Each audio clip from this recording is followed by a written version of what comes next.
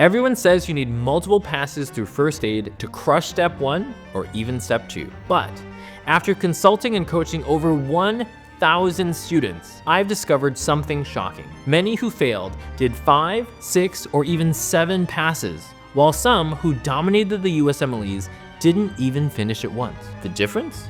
The most successful students knew exactly how to use the book. In this video, I'll walk you through the 5 phases to turn first aid from an overwhelming textbook to a 260+ game changer. Let's dive in. Phase 1 is to understand how the USMLEs and first aid work. It's important to understand that the USMLEs are tests of application. So the NBME, or the National Board of Medical Examiners, are the people who write Step 1, Step 2, and shelf exams. They also are upfront and publish the rules that they follow when they write every question. Known as the NBME Item Writing Guide, or sometimes the Gold Book, they actually share exactly what it is that they're looking for, which is critical if you want to pass or get a high score on any of the USMLEs or shelf exams. They make it abundantly clear that the exams like Step 1 and Step 2 are different from the tests that you may have taken in medical school. Instead of being about rote memorization and regurgitation of facts, the USMLEs are about the application of principles. Rule 1 states each item should focus on an important concept or testing point. Rule 2 states each item should assess application of knowledge, not recall of an isolated fact. At first glance, first aid may look really confusing because it feels like just a collection of facts. Instead, to understand how to best use first aid to dominate the USMLEs, we have to first consider how it was written. Legend has it that a group of enterprising Yale medical students, where first aid was founded, went up to students who had taken Step 1 and they basically asked them what was on their test. Now, obviously, it would be a huge ethical breach to actually share the real questions on the exam. So instead, they did something clever. They wrote down the basic information that you would need to know in order to answer the questions without giving the questions away. In the early years, you could use buzzwords more to answer questions. So things like gray baby syndrome for chloramphenicol use became easy ways to get extra points. However, as the NBME's Item Writing Guide demonstrates, the test has evolved well beyond memorization. You can't just rely on buzzwords anymore, you have to truly understand and apply that material. Which leads us to phase 2. Use first aid as your target. Based on the way that it was written, it should be clear now that first aid is actually a high-yield information source. Rather than being a collection of facts to memorize, it's actually your roadmap of exactly what you need to master in order to do well in the exams. What many people do when they're studying for Step 1 or Step 2 is they'll do a bunch of questions, and then they'll look at all the things that they got wrong, and they'll try to make a notebook or make a bunch of Anki flashcards so they can try to remember the things that they didn't know. The issue is that the thing that you might not know for one question is oftentimes not going to be the thing that they test you on the next. So the way that I think about this is that you have all of the information in front of you that you're supposed to understand. Your goal by, say, the end of the afternoon would be to make sure that you understand all of the different pieces of information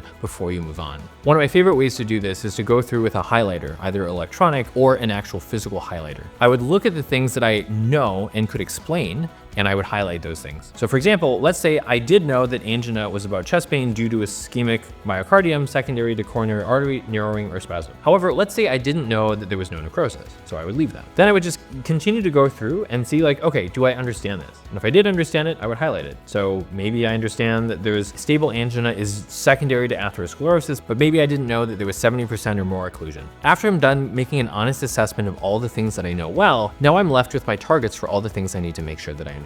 My next goal is to make sure that I make flashcards where I can explain exactly why these things are true. Because again, these exams are going to test my ability to actually apply the information, not just to regurgitate it. For example, the front of a flashcard might say something like, stable angina, use the pathophysiology to explain what the serum troponin levels would be. The answer might be something simple like, there's ischemia, but not yet necrosis. And so there would be no troponin elevation because the troponins, which are on the inside of the cell, are only released once the cell is dying and the membrane is leaking and permeable to the troponins that are then ending up in the serum. In order to understand why these things are, some of my favorite resources are things like Perplexity or ChatGPT Search, where you can actually reference the sources that the information is coming from. Then just find everything that doesn't have a highlight and continue to dig deeper until you understand and have highlighted everything. Yes, this approach takes longer at first, but here's the thing.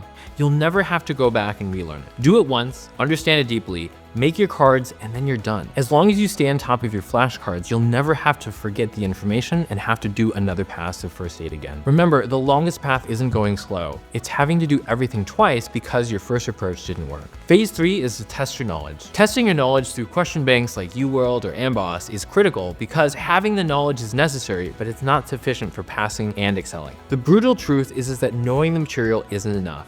I've seen countless students who knew every single fact in first aid, but still struggled because they couldn't apply it. My favorite way of testing this is to use a question bank like UWorld or AMBOSS, where you do 5 questions at a time in the given subject that you just studied. So for example, if I was just studying the ischemic heart diseases, I would go to the section in UWorld for coronary heart diseases, and I would select 5 questions at a time to see how well I actually understood it. Once I met the threshold of getting 80% on 10 consecutive questions, then I would feel comfortable moving on. This is where most students fail. They think that they know it because they can recite the fact, but getting 80% on the things that they just studied is where you'll actually know if you've mastered it or not. Phase 4 is to scale your success. The ultimate goal, if you want to crush the USMLEs, is to do 40 mixed questions timed. We discussed this in the UWorld Complete Guide. You want to start with a single subtopic to make sure that everything that you're learning, you actually know how to learn it well and can get at least 80%. The next step is to move on to a full system where you can do questions from all of cardiology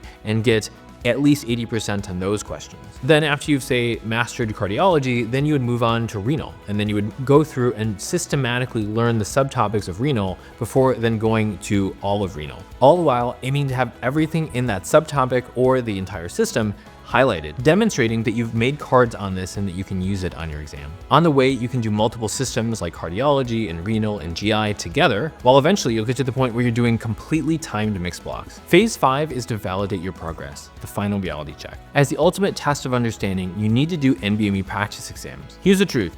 You can get really good at answering the way that they ask you UWorld questions, but still struggle on the NBMEs or the real exams. The key is that you need to be able to answer any question correctly, not just the questions from a single source that you're used to. To do this, you're going to want to actually use the official NBME practice exams written by the NBME itself. I recommend taking your first NBME practice exam in the beginning of your studying, and the next one after you've studied 2 or 3 systems. After 2 or 3 systems, you should see your score go up by a pretty significant amount. Even if your score doesn't go up, the most important thing is to look at the scores for the things that you studied. I just learned cardiology and renal and GI. I want to make sure that I'm getting at least 80% on the cardiology and renal and GI questions on the actual NBME. If I've been doing a good job of systematically highlighting the information in the things that I'm studying, I should see my scores go up in those things. There's no better feeling in the world than if you've studied 2 or 3 systems only and you're able to see your score go up a substantial amount. What that means is that you have control over your final score. All you have to do to continue to improve your score is to just do the same thing for the next 2 or 3 systems. Ultimately, you want to remember that in the multiverse of possibilities, there is a version of you that scores a 260 or even a 270. In fairness, there's also a version of you that potentially fails. The difference between where you are right now and getting a 260 or 270 is just that there just might be a lot of gaps. Your job, if you want to crush these exams, is to just identify all of those gaps